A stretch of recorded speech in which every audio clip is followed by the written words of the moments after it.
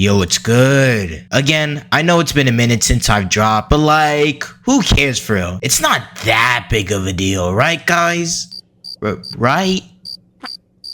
Alright. But anyways, today we're gonna cover over the whole entire comic series of Kick-Ass. And at first, I was low-key gonna do a movie version of it, but after I saw way too many people talk about the movie version, I just decided to be different and just talk about the comic one instead. Because I'm just really built different.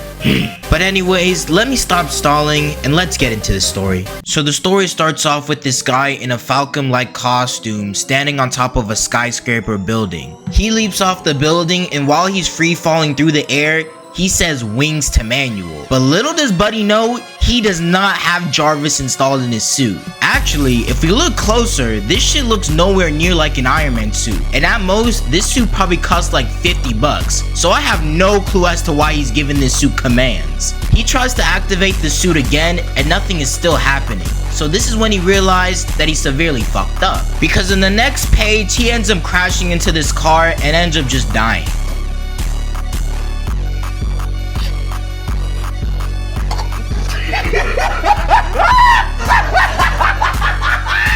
I'm sorry, but bro really just tried to pull a Miles Morales moment and ended up dying in the process. Like, who did bro think he was for real? But anyways, this guy doesn't even really matter because he isn't even really the main character for real. Because our actual main character is Dave. And Dave is just your average guy for real. He isn't athletic, he isn't even funny, and he isn't really that smart. He really is just a regular ass dude. But on top of just being average, he gets 0 bitches. I mean, the hoes literally think he's a stalker. So to summarize Dave, he has 0 badges and he's bitchless. So I guess you could say his life kinda sucks. But one day, while he's sitting at the lunch table, conversating with his friends, he asks them how come nobody has tried to become a superhero before. And his friends obviously answer back by saying it'd be impossible to become a superhero because even if you did try, your ass would get severely fucked up real bad. But even after hearing his friends' responses, his mind is fully set and he finally decides to don a superhero costume. The first few weeks of him being a superhero, he didn't really do that much. All he did was pose on rooftops and balance on walls as he started trying to get used to the costume.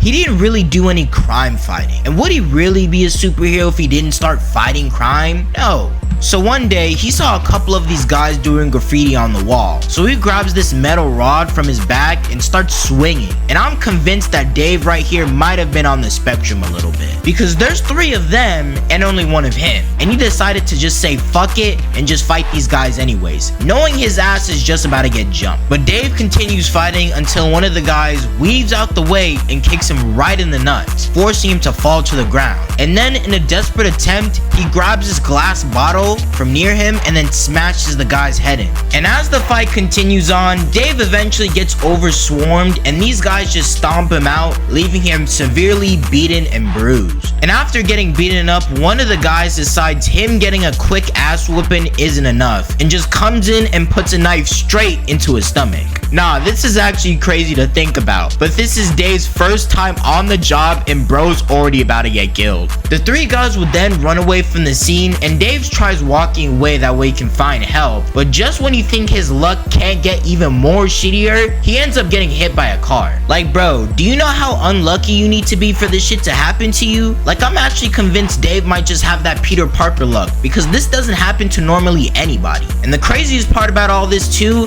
is that the drivers just straight up drive away. Like they don't even check to see if our boy's okay. Crazy. But Dave ends up landing himself in the hospital for a couple of months and ends up going through multiple of these surgeries and treatments, and even has a couple of these metal plates implanted inside of his body. But once he fully recovers from the incident, he promptly decides to fully give up on being a real superhero, making this bonfire right here and completely getting rid of all of his comic books. But let's be serious right now, this is Dave we're talking about. And in a couple few weeks, he gets back in the suit and starts patrolling the streets once more. And while he's walking around, he ends up bumping into this guy and sees him getting absolutely whooped by 3 of these gang members right here. And I'm not gonna lie, but boot to face is actually kind of crazy. But Kick-Ass pulls out these 2 sticks and starts fighting them. And you know what? He he was putting in some work a little bit, I'll admit that. But it is definitely a little embarrassing that 3 grown men are getting put down by a regular high school kid. One of them grabs a trash can and hits him from the back, staggering him as the gang start beating him down. But while being down, he still continues to push through the fight, and for the rest of the battle, it ends up just being a complete and utter bloodbath.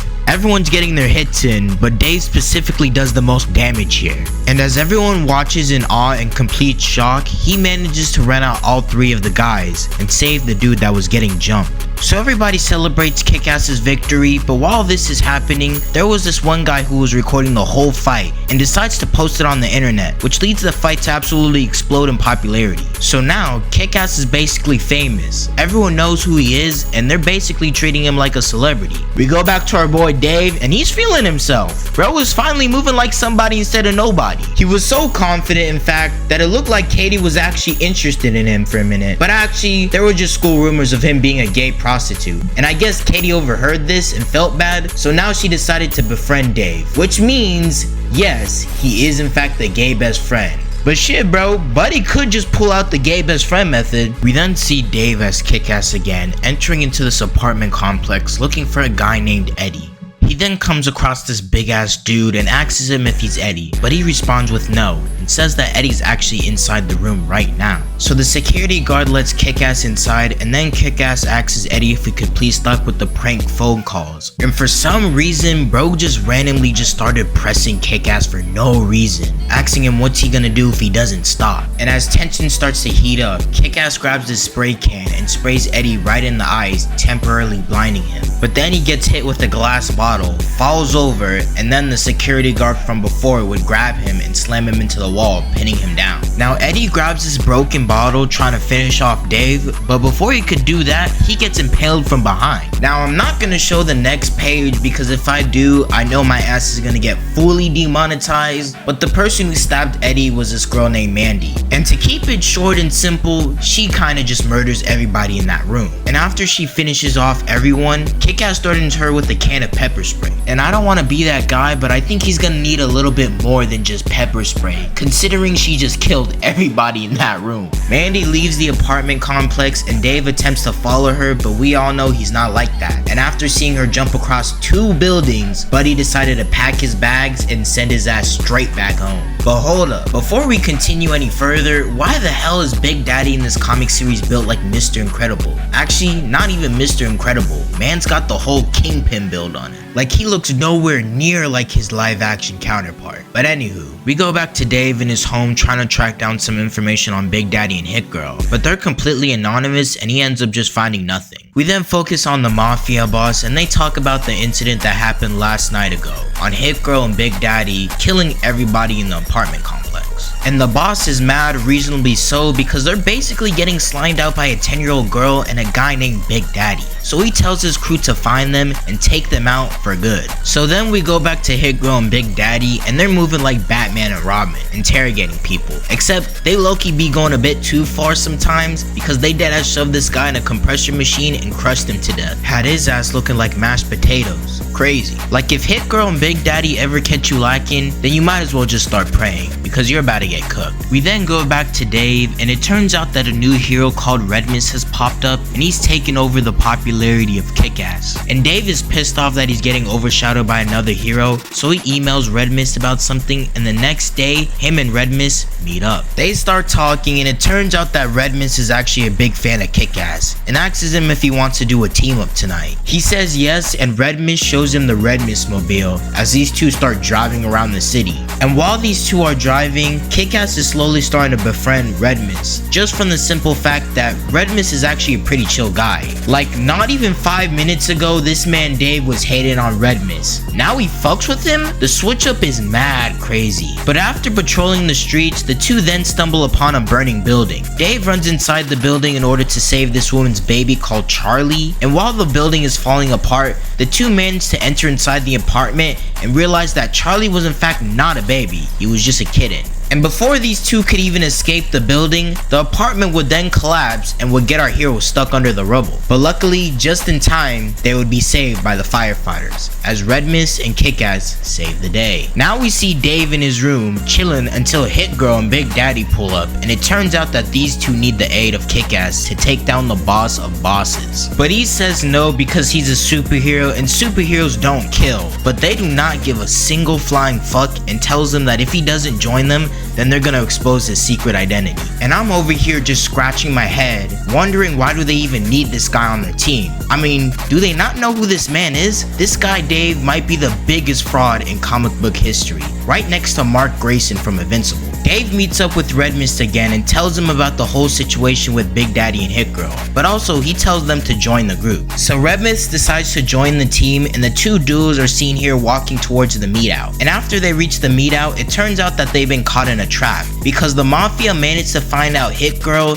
and Big Daddy's location. Now for those asking how did the Mafia find them, well, it's actually pretty simple. It's actually discovered that Red Mist betrayed Kick-Ass, because Red Mist isn't no ordinary guy. He's actually the son of the Mafia boss. So when Kick-Ass told Red Mist about the whole situation going on with Hit Girl and Big Daddy, it's more likely than not that he ratted out everybody involved. And after they get caught, one of the members tries asking Hit Girl what's the passcode for this suitcase. But instead of telling him the passcode, she tries fighting him with this wooden plank, but she just ends up getting shot right in the body. And they continue shooting her until, well, she crashes out the window. And after Hit Girl is, I guess, presumed dead, Kick-Ass and Big Daddy are taken back to the Mafia's basement, where they end up getting tortured. And the way they specifically torture Dave right here is actually just straight up insanity, because they grab these two wires and hook him up right onto his nuts. And then, well, they start sending 100 volts of electricity straight into this man's ball sack. Like, this is actually just demented, outrageous even, because there is no actual reason for them to be going this far, bro.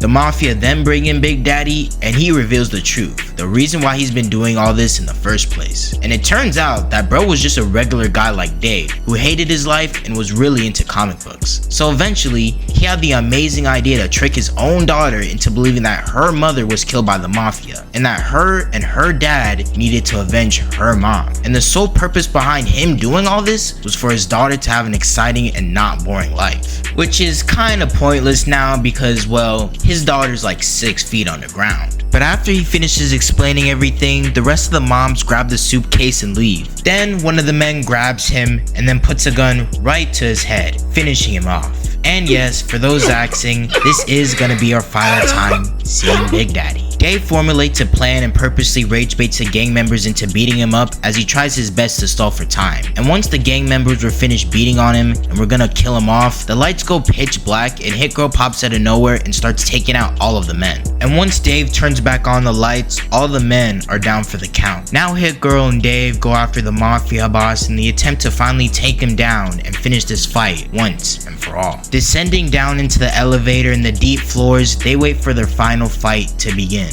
Also, I'm sorry, but this shit is also kind of frying me, but why is Kick-Ass posted up like this? Like he's actually about to put in work. Gang knows that he's about to get smacked around by these dudes. The Mafia quietly wait for the two to come down into the lower floors, that way once the elevator opens, they can just shoot them down. But it seems like Hit Girl actually has a plan for this, because she tells Dave to go inside of her backpack and grab something. And once the elevator doors open up, the guards start shooting up the elevator, and after they do that, the smoke settles in for a minute, before then, a flamethrower would then poke out of the elevator. And you can already kind of assume what happens next. Because in the next page, Hit Girl lights a good portion of them on fire, as the rest then try to run away from the flames. She then tells Dave that Red Mist might be hiding in the bathroom, which is on the third door to the right, and he asks her what she's gonna do now. And it's clearly obvious what she's gonna do. She's gonna murder some people. Next page, we see Red Mist hiding in the bathroom, looking all scared and stuff. And how are you gonna be acting like this when you literally just slimed out your own homeboy like 3 hours ago? Kick-Ass runs through the hallways trying to find him until he eventually stumbles into him, and Red Mist points a gun at him. But like, come on bro, just look at him. Buddy does not have what it takes to pull the trigger. So Kick-Ass pretty easily finishes the fight with little to no difficulty.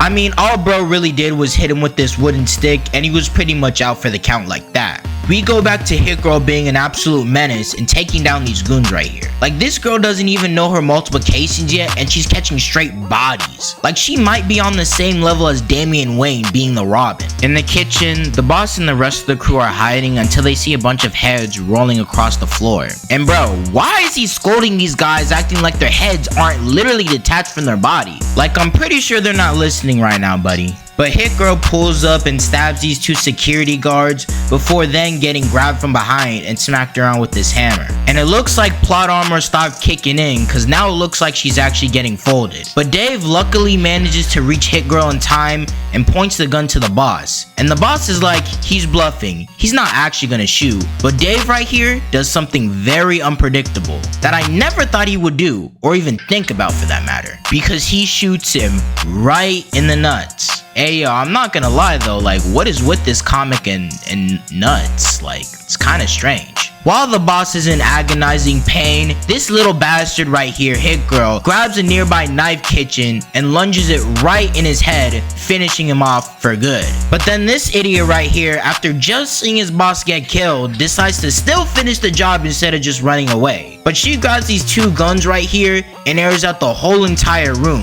And when she finishes clearing out the whole room, you can just see piles of bodies on the floor. Like, why does this girl unironically have the most kills in this series? Like, every dead body in this room probably had the fucking brain capacity of like a fucking brick. Cause how are you getting outdone by a literal kid? Dave, witnessing Hit Girl finish off everybody in that room, tries to see if she's okay. Turning her head around, she asks Dave for a hug because, well, her dad just died. They then hug each other as now the fight is over. The Mafia has now been completely defeated by Hit Girl and Kick-Ass. And after that whole situation, Mindy decides to move in with her mom and stepdad and goes to school like a normal girl. And Dave eventually tells Katie that he's not actually gay, and she doesn't take it too well, like at all. And she tells her friend right here to beat the bricks out of Dave. So yeah, Dave is still living out his shitty life, unfortunately. But once we saw the aftermath of the battle and how Dave and Mandy are going about their life, we then get a closer look into Red Mist. And it looks like he's given an email to Kick-Ass saying that he's gonna find out his secret identity and take him down. Finishing the email off by quoting the Joker from that one Batman movie as the comic officially comes to an end. Overall though, I think this first volume of Kick-Ass was actually pretty good. And in my personal opinion, I think it's actually better than the movie version that came out years later. Also, I was gonna cover the second volume of Kick-Ass in this video, but I didn't want this video to be like an hour long, so I might just talk about it in another video. But with that being said, I'ma go to sleep. So peace.